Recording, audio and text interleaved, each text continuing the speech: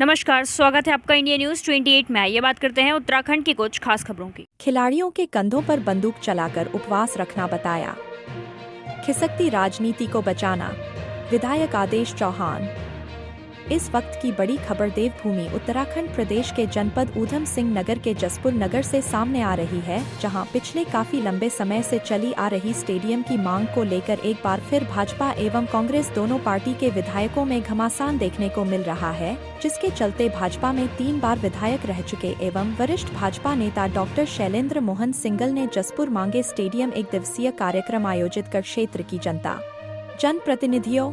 युवाओं एवं खिलाड़ियों के साथ 7 घंटे उपवास रखकर सरकार को जगाने का काम किया है। तो वही वर्तमान जसपुर क्षेत्रीय कांग्रेस विधायक आदेश सिंह चौहान ने उपवास के अगले दिन आज 15 सितंबर 2025 को पूर्व विधायक एवं धामी सरकार पर जमकर हमला बोलते हुए पूर्व विधायक द्वारा खिलाड़ियों संग रखे गए एक दिवसीय उपवास को वर्तमान विधायक आदेश चौहान ने पूर्व विधायक द्वारा अपनी खिसकती राजनीति को बचाने के लिए खिलाड़ियों के कंधे पर बंदूक चलाकर राजनीति स्टंट बताया, जिसको लेकर विधायक आदेश चौहान ने अपने कार्यालय में एक प्रेस वार्ता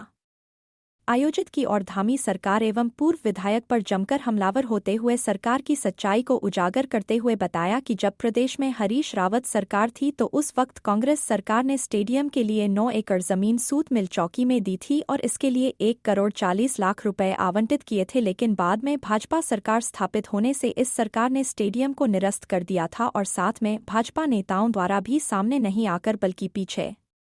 से विरोध किया गया था। साथ ही उन्होंने पूर्व विधायक पर सवाल खड़ा करते हुए बताया कि जब स्टेडियम की नामंजूरी भाजपा सरकार द्वारा की गई तो पूर्व विधायक द्वारा उस समय उपवास क्यों नहीं रखा गया, जबकि वे खुद भाजपा सरकार में थे, और जानकारी देते हुए बताया कि पूर्व विधायक पिछले काफी सालों से विधायक पद सहित अनेक पदों पर भी भाजपा सरकार में रहे, लेकिन उस समय उन्होंने स्टेडियम के लिए अपनी सरकार के समक्ष कोई ज्ञापन या अन्य माध्यम से सरकार को इस संबंध में नहीं बताया। पूर्व विधायक नहीं चाहते कि जसपुर का विकास हो और यहाँ स्टेडियम बने, यहाँ उनके द्वारा एक दिन का उपवास रखना मात्र राजनीतिक रोटियां सेकना है और खिलाड़ियों के कंधों पर बंदूक चलाकर अपनी खिसकती राजनीति को बचाना है और खिलाड़ियों एवं बच्चों के भविष्य के साथ खिलवाड़ करना मात्र है। इसके अलावा वर्तमान विधायक आदेश चौहान ने साफ लफ्जों में पूर्व विधायक को चेताते हुए बताया कि यदि प्रदेश में इस बार उनकी सरकार आती है तो सबसे पहले जसपुर में स्टेडियम, रोडवेज अड्डा,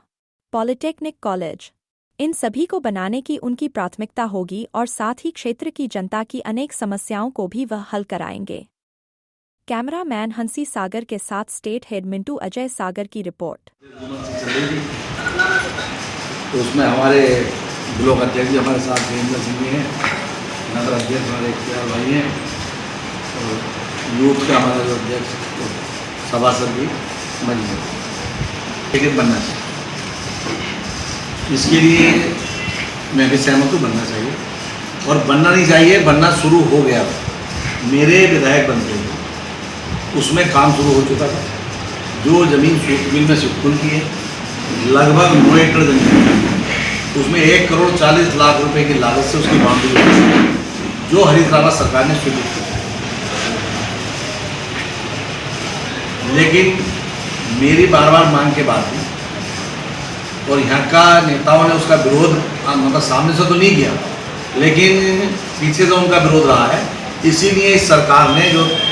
तब भी भाजपा सरकार थी आज भी भाजपा सरकार है, उन्होंने उसे निरस्त किया और वो जमीन शिवपुर को वापस करता हूँ कि स्टेडियम बने, मैं चाहता हूँ रोडवेज बने, मैं चाहता हूँ पॉलिटेक्निक बने, लेकिन आपका एक भी वक्तव्य आज तक क्यों नहीं आया 8.5 साल। और दूसरी बात, 2002 से आप लगातार 3 बार विधायक हैं, 14 साल का आपका कार्यकाल है, 9 साल आप राज्य मंत्री प्रभार मतलब कैबिनेट मंत्री का प्रभार भी रहा है, दायित्व रहा है, लेकिन आपने कभी वो बात क्यों नहीं उठाई? आपने अगर विधानसभा में कभी कोई बात उठाई है तो एक मुझे वक्तव्य दिखा दें कि मैंने जसपुर के लिए मांग उठाई है, और मैं आपको जब से बनाऊँ मैं तब से उठा रहा हूँ। आप सत्ता में भी रहे और आप विपक्ष में भी रहे। अगर आप सत्ता में नहीं उठा पाए तो ज्ञापन दिए होंगे, आपने विपक्ष में रह के क्यों नहीं उठाई? आप 7 से 12 में भाजपा की सरकार थी, तब आप कांग्रेस से विधायक थे, आपने तब भी मुद्दा नहीं उठाया